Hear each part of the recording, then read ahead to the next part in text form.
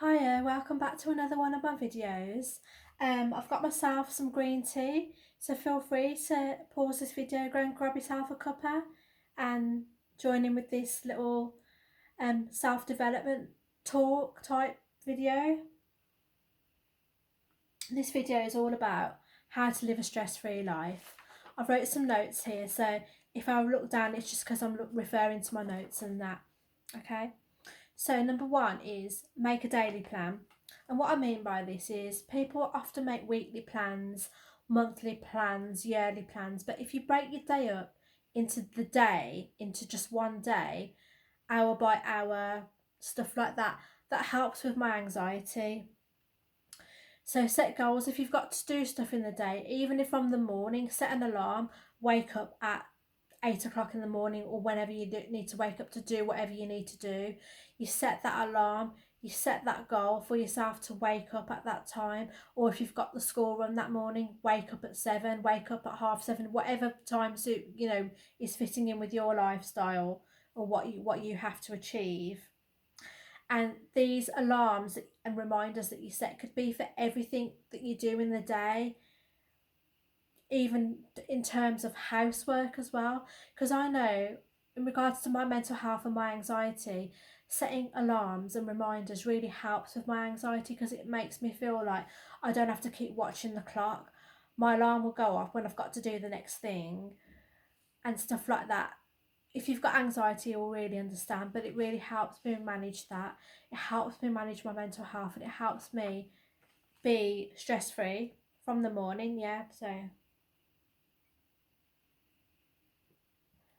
obviously, yeah, it's not going to work every day if you've got other responsibilities, but on days when you're more likely to be maybe by yourself, if you've got the day off from childcare or whatever, it really helps. And this will tie into all the other points that I make. You'll understand as I go through the list, so bear with me. So number 2, don't be afraid to ask for help. So if your friends and family are willing to give you help with childcare or anything in regards to your mental health in order for you to better yourself, take that help. It doesn't make you a failure. It doesn't make you any less of a person. You are still strong, you're still confident, you're still an individual who is working towards his or her goals, and asking for help is a good thing because it gives you time to focus on the other things that I'm going to mention in the other points as well. Sorry if I gulp my tea. I've been told that I gulp when I drink, so when I listen back I'll have a listen and see if I do. Okay, number 3, have some time, have some me time. So once a month, I would say weekly, but not everyone can afford to do things like this weekly, so at least once a month, book yourself in for a facial or an Indian head massage or a massage. Especially I would recommend Indian head massage for stress because Indian head massage focuses on the neck, the upper back, shoulders, décolleté, face, head, forehead, and it's really good for stress, headaches, anxiety, depression. It focuses on tension headaches. I mean, for a living, I work part-time as a self-employed beauty and holistic therapist. So I know I help people live a stress-free life. So I know from what people say to me and the feedback I get that the Indian head massage and all the treatments that I do are highly relaxing. And the massage treatments are really good at if you wear glasses for long periods of time, if you're at the computer for long periods of time, it helps relieve the stress from that. So I would highly recommend booking some me time at least once a month for yourself.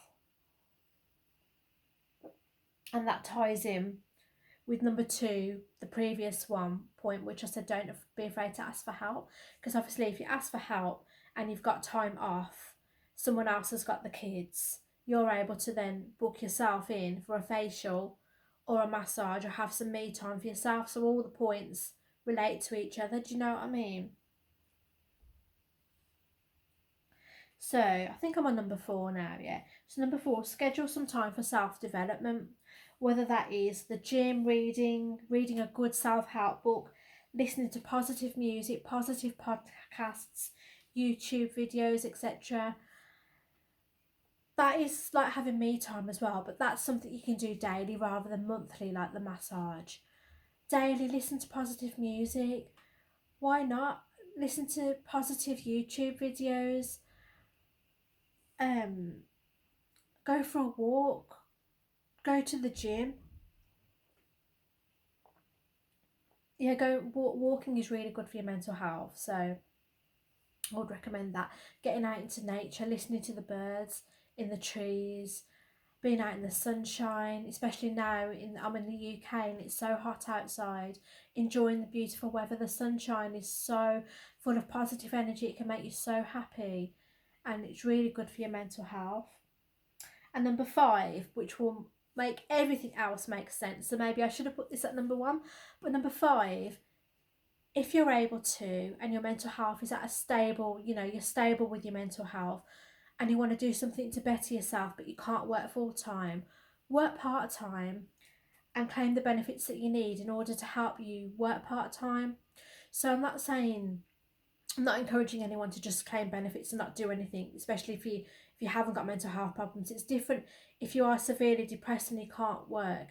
Then obviously you're on benefits. You're on benefits for a reason. I've been severely depressed and I know you're not able to do anything. You're not able to work. But once you get yourself out of that dark hole and you're able to look for a job or become self-employed, work at a part-time basis, then all the other things, all the other points that I made, all the other tips, you can fit that into your life. For example, you can make a daily plan. Don't be afraid to ask for help. You can get help with childcare. You can have some time for yourself, for your massages. You can go for a walk.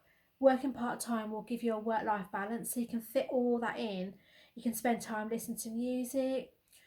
And people who work part-time will be less stressed than people who work full-time and work 24/7 without a break, without any breaks.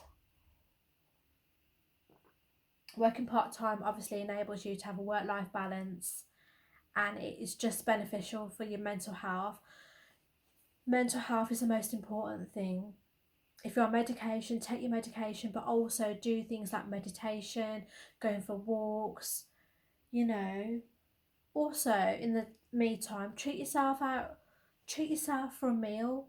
Go out with your friends for a meal. Maybe have a takeaway every now and again. Or cook yourself something nice and sit down and enjoy your food with your family. Just make that time for yourself. It's really good for your mental health. So I hope all these tips have helped you today. As I said, it's just a video about how to look after your mental health, live a stress-free life. So you can write down in the comments below if you do any of these tips or if you are thinking of implementing any of these tips into your life. And I'll be interested to get back to your comments. Yeah, if I read your comment, I'll get back to you. So I'll leave a link in my description for all my different links that you can follow me on Instagram, Facebook, and it will all be in the description. Alright, okay, until the next time, bye.